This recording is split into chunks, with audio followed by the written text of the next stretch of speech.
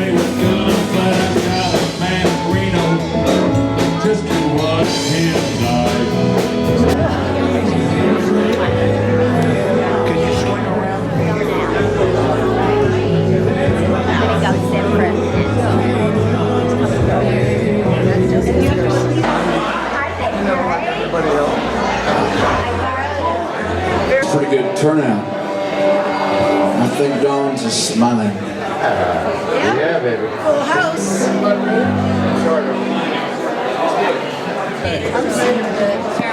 I never got to see him play. And there, folks, is Hey, baby. Thanks, David.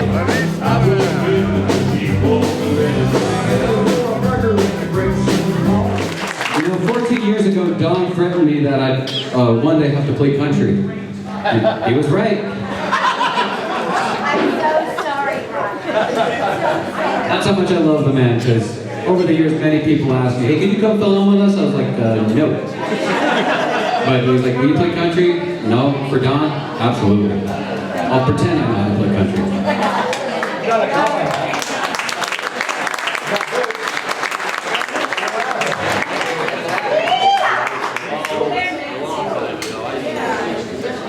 Hey, everybody's got a little country in them. The old country boys, without Don here, we don't know what to do. And I tell you what, I asked Brian if he'd help us out. And he said, yeah, I'm going to do it. Thank you, everybody, for coming today. Here's to you, the community, and Don Prater.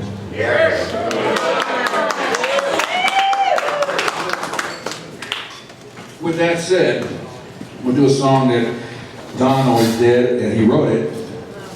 And won't do it justice, I'm sure, but we're going to play it.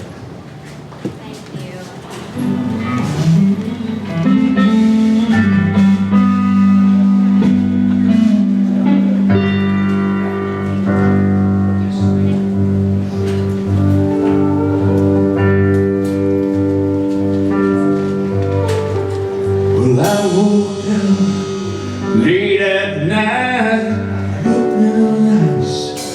look in your eyes, stay long.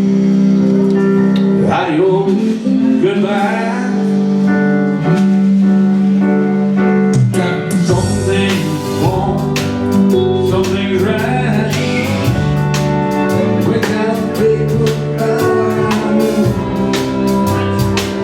at the end of the day, you gotta be kidding me. You gotta be putting me on. After the things that ain't right, been said so long. You gotta be kidding me.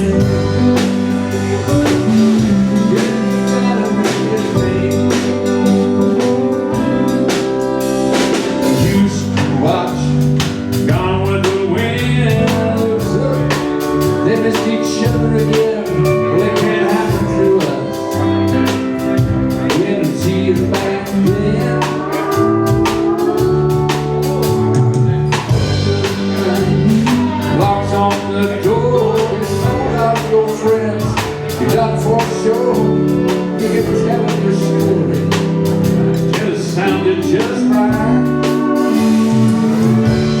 You gotta be kidding me.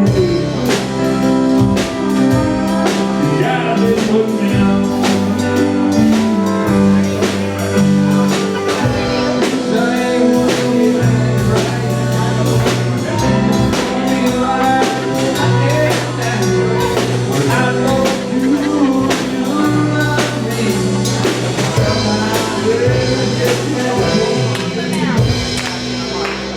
You gotta be kidding me. You gotta be putting me on. Back in the love and I'm just writing it up so long.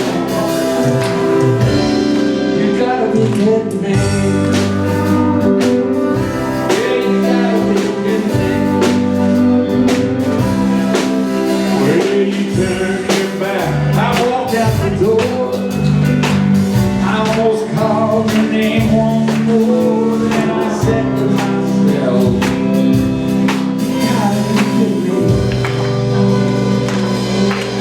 you gotta be putting me on. No, I don't mean for them to tell. You gotta be putting me on.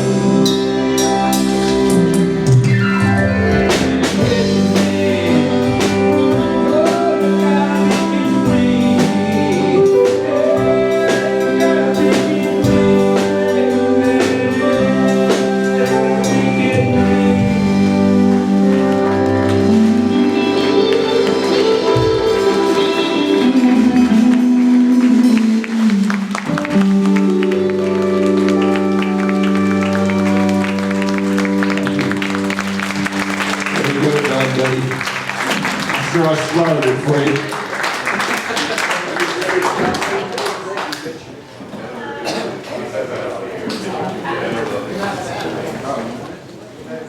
We're gonna talk a little bit. Whoever wants to, you need to kind of wave a hand at me. We'll kick it off here with Don's sister Lissa, so that you can get it out of the way.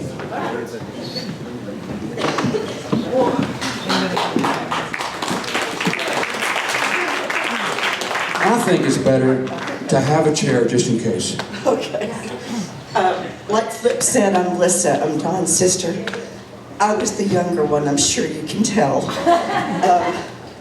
My brother, the knucklehead, the person I adored. I could get through this. I walked in this room. I saw the full-length picture of my brother, and it sent me over the moon. And then I felt the energy in this room from all of you. And I started shaking and sobbing, and I just thought it was the most beautiful experience. And the last thing I have to say is that, Don, I loved you for 67 years, and I will forevermore. Thank you.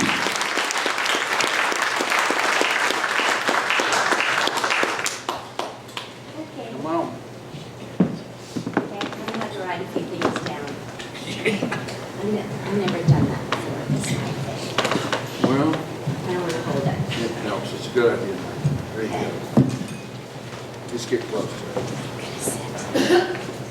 Thanks everyone for coming to celebrate Don's life. Obviously, he touched quite a few wonderful people. What an amazing guy. So I wrote him a little something. I'm here with Damien, his adorable son, and his beautiful sister, Lissa, whom he adored more than life itself, truly, both of them.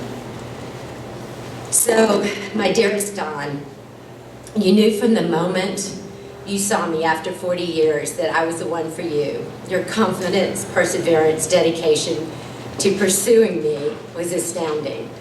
I kept saying to myself, how can this be so good? There's got to be something wrong with this guy, but there just wasn't. The shoe never dropped. I never thought I would fall in love with a musician, although music and art are my passion. Then I never thought I would ever be with a cowboy.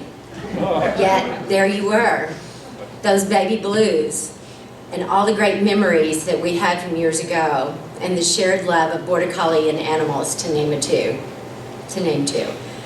I didn't have a chance.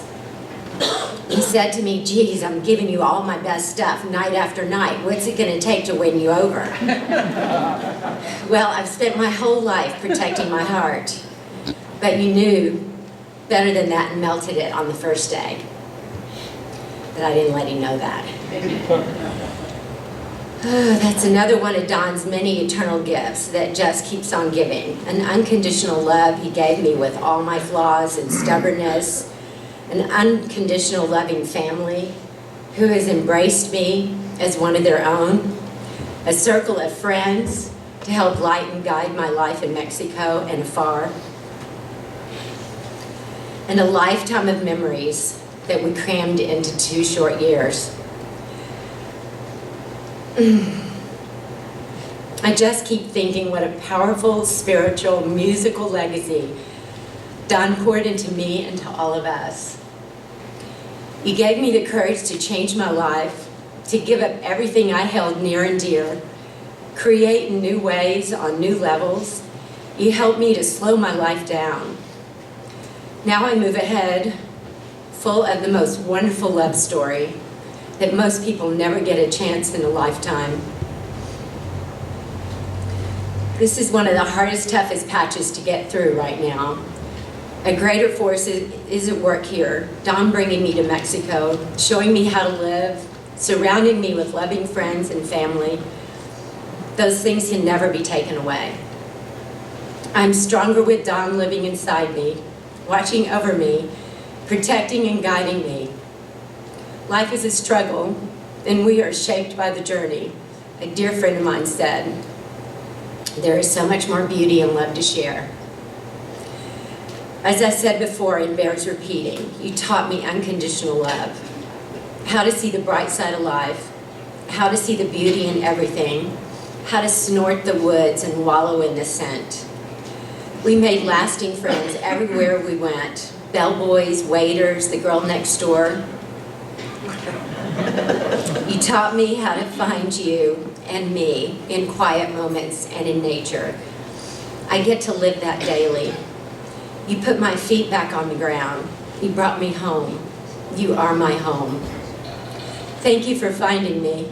Thank you for believing in me. Thank you for loving me. Thank you for marrying me.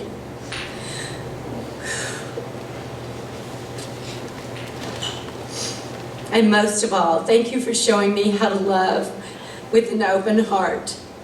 Your kindness and love will be carried on through us, your family and friends, and for the rest of our lives. I will continue to practice all that you have taught me for the rest of my life.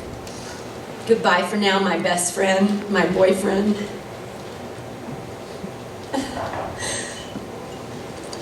My lover, my husband.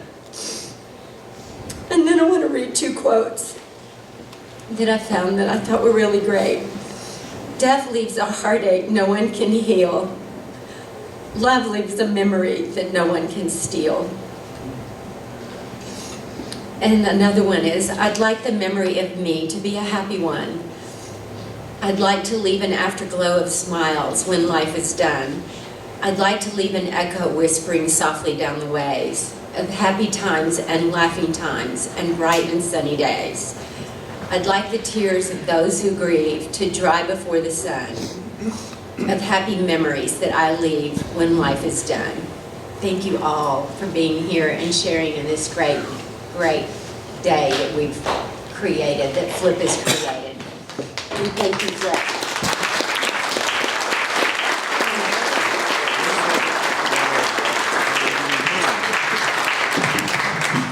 Thank you, Alan. That was well said, well thought through, well written.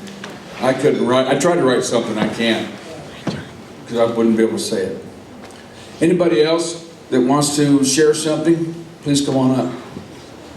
Because I know that, Don had different circles that he was involved in, and a lot of you are here today. Hi, y'all. Hi, Julie. I have 2 Don stories. It's so hard. One of them was that many of you know me, know that last January I rolled my car on black ice in Texas, and several months later had to do another drive, and I was coming back from Texas, and I waited a few days so that I could caravan with Don and Amelie so that I didn't have to be by myself. And wind got up under my car, and I had a full-blown panic attack when it happened. And I couldn't keep up with them. They were ahead, and I slowed down, and Amelie called and said, "Are you okay?" And I said, no, I'm not okay. And she said, "We're pulling over." And Don got in my car, and he drove my car, and Amelie and the dogs drove me. And when we got to the motel that night, Don told the sweetest lie. He said, "I see what you mean. The wind got under it for me too, and I had to slow down." And y'all, I know it didn't.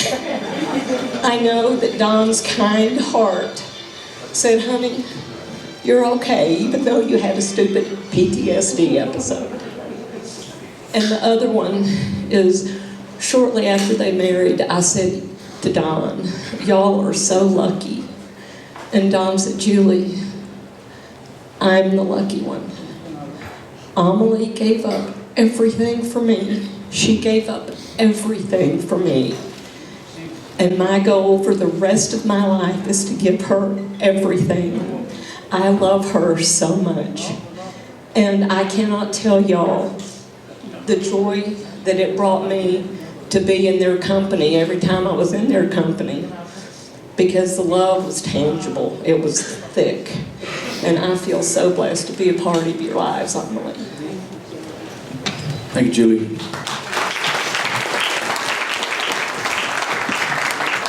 Anybody else? And Mike, right? Hey, baby. Put you near you. He's part of him. He's everywhere right now.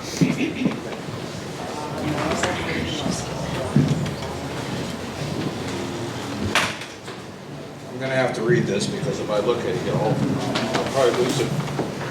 Losing it's okay. It's okay.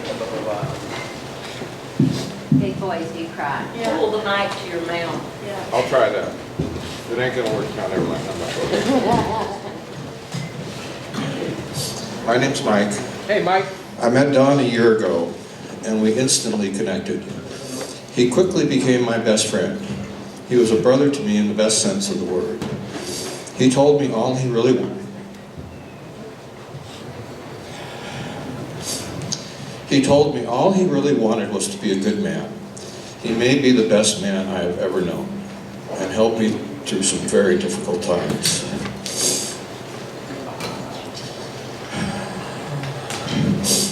Some friends leave off early, and some leave off later. But then there's a very few rare people in life who keep on coming, no matter what. That was Don. He was more interested in what he could add to your life He had this infectious positive attitude that was nearly impossible to ignore. His little kid was fully intact and also could not be ignored. You all know that silly grin of his when he especially was proud of something? Yeah, right? I love that. My favorite adults have always been the ones with a kid-like playfulness. They just invite you in. I am so honored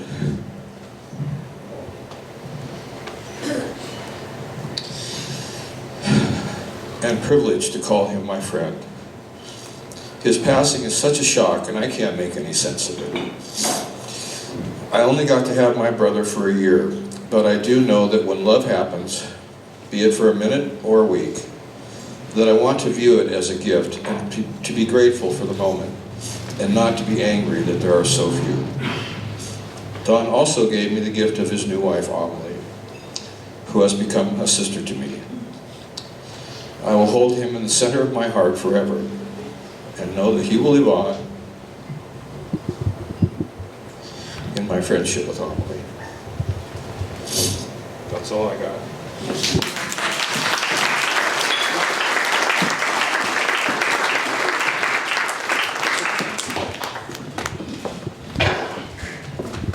Tricia.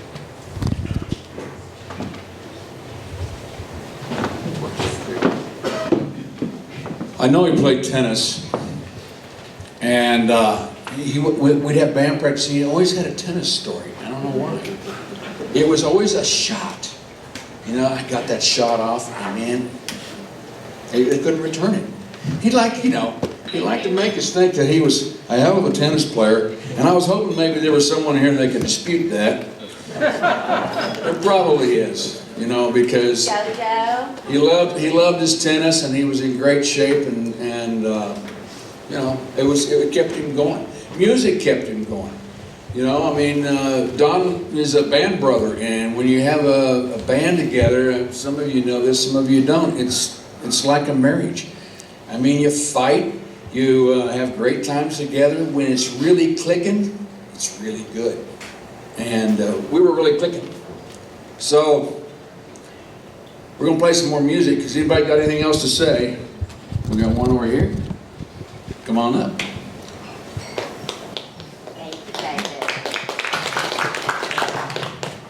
Don't clap yet. You know, I think all of us remember when 9/11 hit, or some of you are old enough to remember when JFK got shot. Yes. But I'll never forget the day that Mike, who just spoke, came into our men's meeting and announced that Don had passed. And the shock hit. And it's like, no, that can't be right. And I still don't think it's right. And but in reference to the tennis comment, I did play tennis with Don once, and he was terrible. I knew it. You can say that now. Yes, I can. Now, the other thing Don took on with me was fashion consultant. And Don didn't dress well, but he felt very confident in telling me that, didn't they have your size on that shirt? And he said, are you colorblind? And there were other things that he would say that endeared him to me. We would go to Gossips and sit there, and Don loved oysters, raw oysters. So and I would just tell him how disgusting those damn things are. And he never listened to me about that.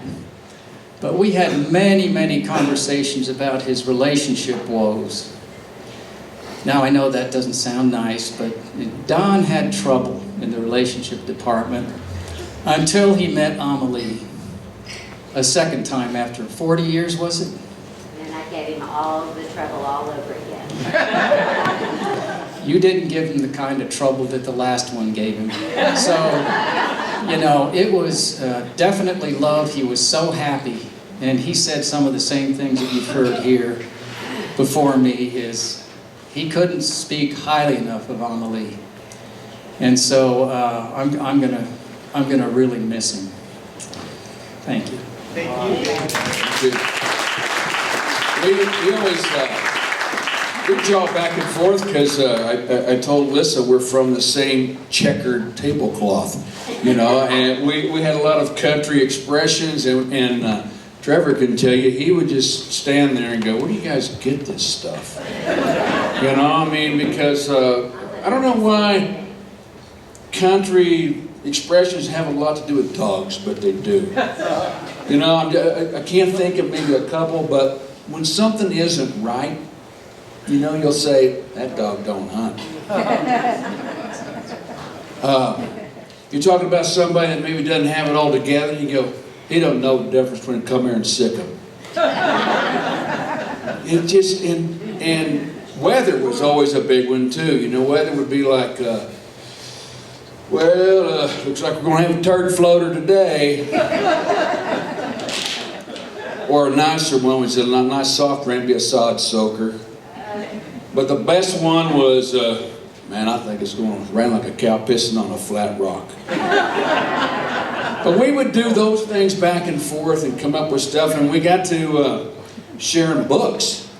And I go, "Oh man, you got to read this one." Because we liked the same stuff. We liked Westerns. They weren't really Westerns. It was more of a Lonesome Dove, South Texas kind of stuff. You know, Larry McMurtry and Carlos Blake and some of those in North Texas. And I gave him one. He says, "Man, how do you put this thing down?" You know, it was about Emiliano Zapata and the revolution in Mexico and Pancho Villa and all his friends. And when he got a hold of that book, he said, "Well, this is really something." Because it's pretty violent. Anyway, we shared books, we shared music, we shared everything, and we were constantly talking to one. Sometimes, you know, he'd call me and I might be having a bad day, but I tell you what, when I hung up, we were both chuckling, maybe laughing our ass off about something, because we had a different look on things, you know, talking about traffic getting through town, you know, and things like that. It's like, yeah, I should be there by tomorrow. But anyway, we had a lot of good times, and I'm sure a lot of you did. I know that he was very active in AA, guys, and you know, devoted. We'd get on stage and we'd all start popping our beers, and he'd pop his Monster, and he'd drink it with veracity, you know. And pretty soon I'd say, "Don, slow down, boy. How many of those have you had?" Because he was going. And Trevor can vouch for this. Every time we have practice, I said, "Man, we got to go. It's 9 o'clock." He says, "Look, one more. One more." I said, "Look, we haven't all drank Red Bull like you have." But he was ready to practice. I mean, he'd go all night with him. And his finger's ready to fall off, you know. And he was really fighting that finger surgery. But he wasn't going to give it up, man. He went to the best doctor he could find to get that finger fixed, because by God, he's in a band. You know? And you know, there's a country expression, "Ride for the brand." Don rode for the band. No matter what band. So guys, let's get a band together. One more. One more? Come on up. See, it isn't that bad, is it? I'm Janet, and I haven't seen much of Don the last couple of years. Got distracted, and he got distracted. And but I have this fantastic memory of Don that was kind of about details. Don wasn't into details, like time. The guys have a joke about the clock he bought for Club 12 for their meeting room. It's never on time. And it's a little askew, and it has just this personality all its own, just like Don. So Don didn't care about that stuff. He didn't sweat the small stuff, but he really cared about people. People were the most important thing to Don. And his kindness and his service are a testimony to what his values were. And I think that's what I'll remember. And I'm so happy that I'm getting to meet Amelie. So, just Don's passing, the suddenness of his departure, is a reminder to all of us to love each other and to be kind. Thank you. Also, I want to mention that Don played a lot of music here at Lakeside, the Lucky Dogs. Paul's here. Lindsay, of course, was part of that, and Jason's here. We played a lot of Adelitas. Also, Mike of the Suspects, he played with you guys for a while, so he's played a lot of music around here, so we're going to keep that going. I've got a bag of t-shirts over here, the old Country Boys, and I'm just going to put them by the door. On your way out, grab one. They're for everyone here. Last call. We're going to play a video and the song that Don wrote for his wedding. And he had a heck of a time with that thing. I mean, I think he wrestled with it for a while, getting everybody over. Come on, it's just not quite right, you know, but I think he got it right. So we're going to play it for you right now, I think. So, enjoy. Thank you, Cliff. Don't do that. Also, Don's here with us right here on this guitar, and he can make this thing talk. So it's sitting with us on stage tonight.